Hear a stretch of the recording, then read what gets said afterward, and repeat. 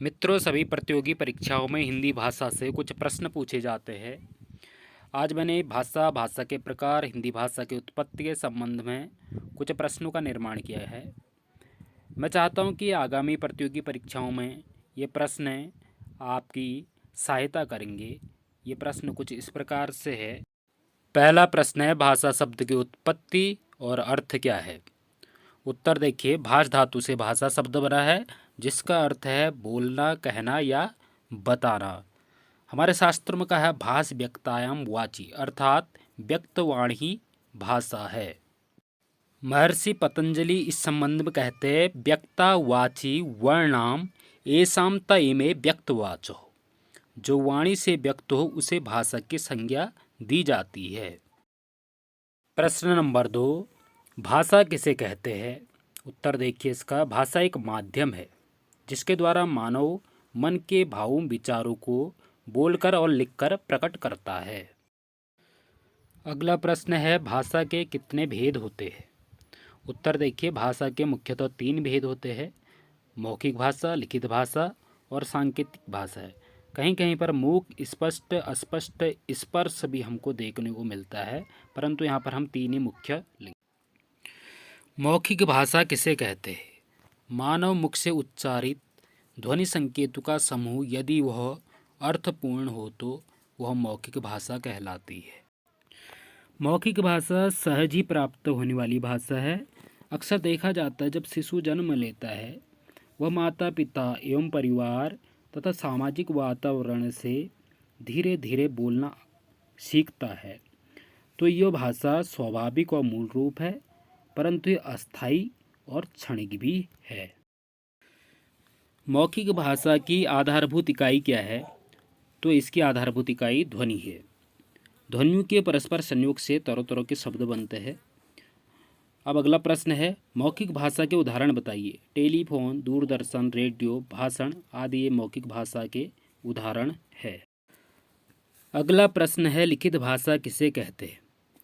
अपने विचारों को लिखकर प्रकट करना ही लिखित भाषा है। लिखित भाषा की आधारभूत इकाई क्या है? तो लिखित भाषा की आधारभूत इकाई वर्ण है। लिखित भाषा भाषा का स्थायी रूप है जिसमें हम अपने विचारों को कई पीढ़ियों तक संजो कर रख सकते हैं। इस बात का प्रमाण है कि आज भी हमें कई प्राचीन ग्रंथ, साहित्य की पांडुलिपियाँ हमारे पास उपलब्ध है और ये सभी ग्रंथ संस्कृत भाषा में लिखे गए क्योंकि वह प्राचीनतम भाषा कहलाती। प्रश्न है, लिखित भाषा के उदाहरण बताइए। तो इसके उदाहरण है पत्र, समाचार पत्र, कहानी, पुस्तक आदि।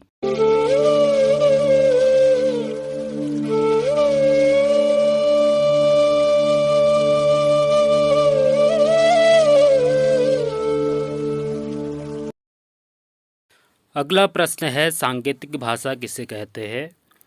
उत्तर देखिए इसका, अपने विचारों या भाव को संकेतों और इशारों के द्वारा व्यक्त करना ही सांकेतिक भाषा कहलाती है। जैसे अपने हाथ, अंगुलियों और चेहरे के हाव भाव आदि से अपने भावों को अभिव्यक्त करना। देखा जाए तो पशु पक्षी भी हमारे संकेतों, हाव भाव एवं व्यवहार से बहुत कुछ समझ जाते हैं। यही सांकेतिक भाषा। अगला प्रश्न है, हिंदी शब्द की उत्पत्ति कैसे हुई? उत्तर है सिंधु।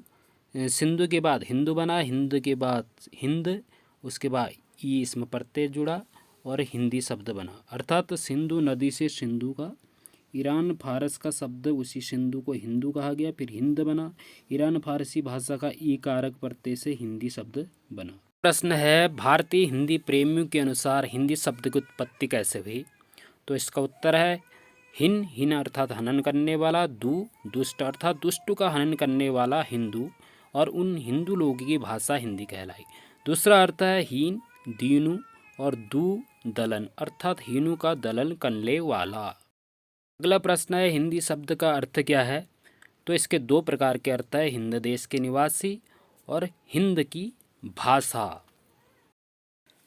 अगला प्रश्न है, हिंदी किस भाषा परिवार की भाषा है? तो इसका उत्तर है भारोपी भाषा परिवार। हिंदी अक्सर भारत यूरोपीय परिवार की भारतीय ईरानी शाखा की भारतीय आर्य उपशाखा की एक भाषा है।